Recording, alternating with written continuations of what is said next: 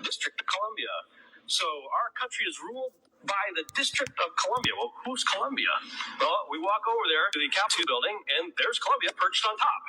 Well, we walk into the Capitol building, and there's the original sculpture that the one on the roof was made from, right there. And we go into this is in the visitor center. We go into the movie theater place. They're going to give you a little movie on the history of the making of the Capitol building.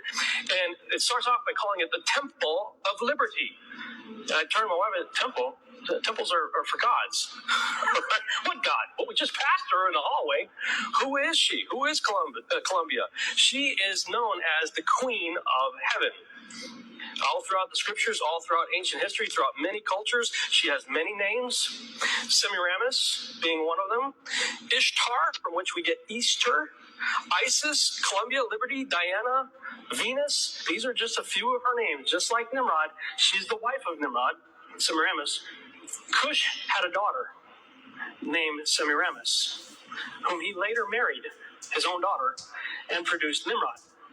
Okay, so that means that Semiramis is Nimrod's half-sister and mother. And then Nimrod turns around and marries Semiramis. So now his wife is also his half-sister and mother.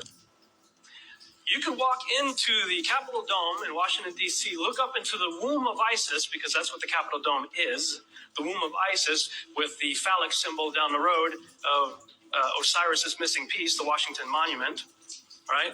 This picture right here is called the apotheosis of George Washington. Look up in the Capitol Dome, and that's what you're going to see. Surrounded by 72, which is a high occult number, pentagrams, which are known as binding pentagrams. That's how the ancients believe they can, and the cult believes they can control demons. You got George right here in heaven. The apotheosis means ascending into godhood. That's what apotheosis means, okay? If this is supposedly heaven, you might think you'd see, maybe the saints, see, Yeshua up there, see the angels, Michael, Gabriel. No, that's not what you see. You see Neptune, you see Vulcan, you see the Greek pantheon hanging up there with deified George in the Capitol building. And not to be outdone, when Abraham Lincoln died, they started putting out postcards and whatnot showing the apotheosis of Abraham Lincoln. I bet you've probably never seen this before. They've tucked it away. It used to be out in the outdoors. They put it inside a museum now. This is George Washington posing as a god. Which god? Zeus. This is a depiction of Zeus from the Temple of Zeus, which was one of the 7 wonders of the ancient world. Also, it's the same pose as the occult symbol for Baphomet. Oh, this is a Christian nation. Yeah, okay. And if you look at the entire layout of Washington, D.C., it's all occult. Look at all the buildings. It's all after Greek mythology, too. But most notably, if you think about our founding of our nation, it's all about 13, isn't it? 13 colonies, 13 stripes, 13 stars, 13 this, 13 that, the Great Seal of the United States, 13 steps on the Great Pyramids, on the Great Seal of our... What the heck is an Egyptian pyramid doing on our currency in the birthplace? Right? What does that have to do with anything about our nation? Yeah. And by the way, that's not an eagle there either.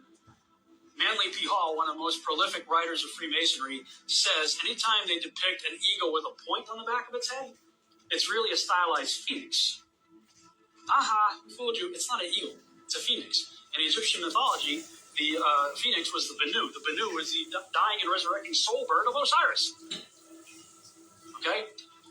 13 steps on the Great Seal's pyramid, 13 letters in the Latin phrase Annuit Coeptus, 13 letters in E Pluribus Unum, 13 stars above the eagle's head there in the shape of the Star of David, which has nothing to do with David. 13 bars on the shield, 13 leaves on the olive branches, 13 arrows, 13 original colonies, 13 stars, 13 stripes on the original Betsy Ross flag. Have you heard about the Betsy Ross flag? If you go look up on history.org, history.org just comes right out and tell you there's no evidence whatsoever that suggests that Betsy Ross had it, other than the fact that she was a flag maker. She didn't make flags. There's no evidence whatsoever that she's the originator of this design, even though that's one of the myths we've all been taught growing up in school. History.org goes on to continue. We do, however, have a good idea about who originated the design. Credit for that achievement may go to Francis Hopkinson, a New Jersey representative to the Continental Congress and signer of the Declaration of Independence. Hopkinson was a talented man with a strong interest in designing symbols. See, symbols conceal those who don't have eyes to see, and they reveal for those who do have eyes to see, which means all of the iconography contained within a symbol has to harmonize with itself for it to have a coherent message. This guy is all about designing symbols. He's the guy that designed the Great Seal.